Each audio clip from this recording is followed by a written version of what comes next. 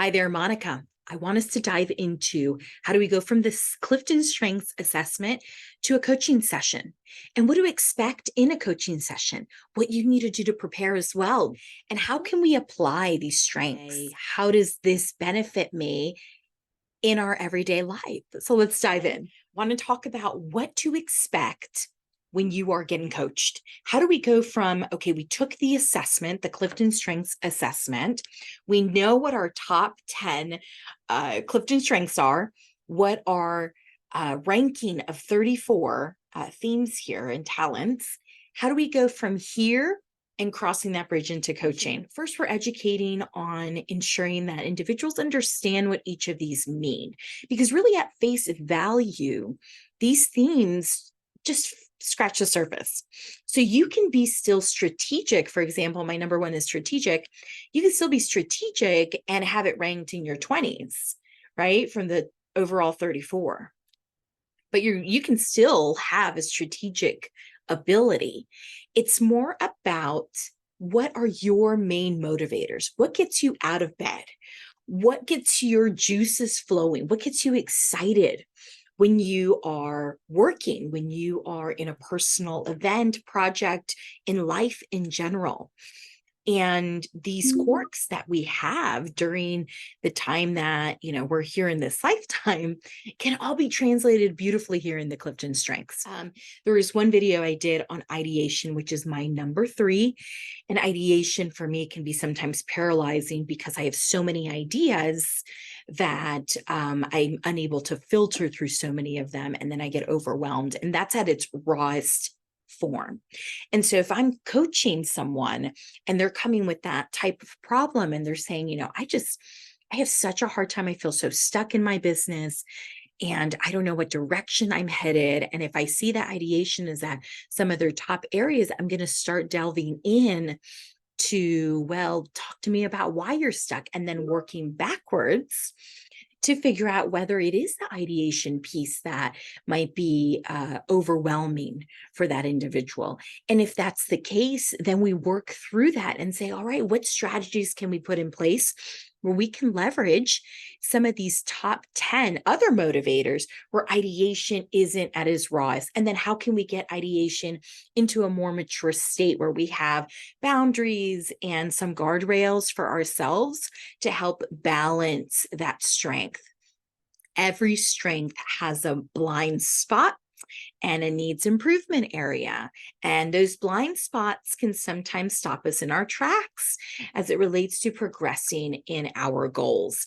And so ideation is phenomenal for someone who wants to be a part of problem solving and brainstorming sessions when they're tackling projects and issues and building plans. That's phenomenal. Building a business, phenomenal. But then it can reach a point of overwhelmingness, and that's at its rawest form. So then we would leverage other top strengths here to try to see if we can get those to step into front stage. For example, like activator would be one I would leverage if I was coaching someone whose ideation was really out of control and it really just didn't allow them to move forward in their own projects because they're so overwhelmed with ideas, they don't know what direction to go. We would probably leverage strategic and activator as 2 combination. So leveraging your top 10 in a way that could help support a top strength that could potentially be hindering your ability to move forward in some sort of challenge or in some project, or even just in general life. So that's how we coach folks to help them really see, to claim their strength, to name their strength. So when it's coming up, and then furthermore, developing it and understanding the ins and outs of that strength as it appears for them. Because although we could see this as, okay, these are your top 10 and all of these have a definition, there really is a lot deeper definition because it relates to you and how it presents for you, which makes it so unique. And that's why coaching is such a great pair with this Clifton Strengths Assessment, because we're really able to dive deep. And I could know, hundreds of people that have strategic and activator and ideation, and it could show up so differently for each one of them. In general, that their strength will show up uniquely to them, and there's going to be different triggers as to when it shows up, right? Because each individual is unique and each individual is multidimensional. We do not come cookie cutter in this world. And that's not expected when we're doing these coaching sessions in Clifton Strengths. Now, if you have a goal in mind, for example, you come to a coaching session with me and you're like, listen, I am having such a difficult time in my relationship and my family. I am having a difficult time communicating with my husband or with my wife or with my partner. And I can see that my communication is super low. For example, for me, it's my number 11, but I've seen communication, be in any bottom of these, 25 to 34. And so in their mind, they're like, well, it must be that I must not be a great communicator. But really, we all know how to communicate to some extent, right? I mean, we live in a world where that's how we get by. It's communicating, but it's a matter of whether or not that's a motivator for that individual. Because it's not just communication. If we dive deeper into the actual theme, it's actually much more multidimensional than what we expect. So that's just an example of what to expect if we are in a coaching session together. You can come with a problem on your own and say, I've got this that I want to tackle, or listen, I've got this assessment. I want to take it. I want to know where I'm at. And then we develop and see, what areas in your life these top strengths can resonate the most so that you can make the most out of your goals and your experience and fulfill your purpose here in life. So it could be very broad where we're looking at the trees or the forest, excuse me. And then it can also be very specific where we're looking at the trees at a deeper level, at a more narrow level. So it really is navigated by what you need and what you're looking for. We can accommodate and tailor however we need to.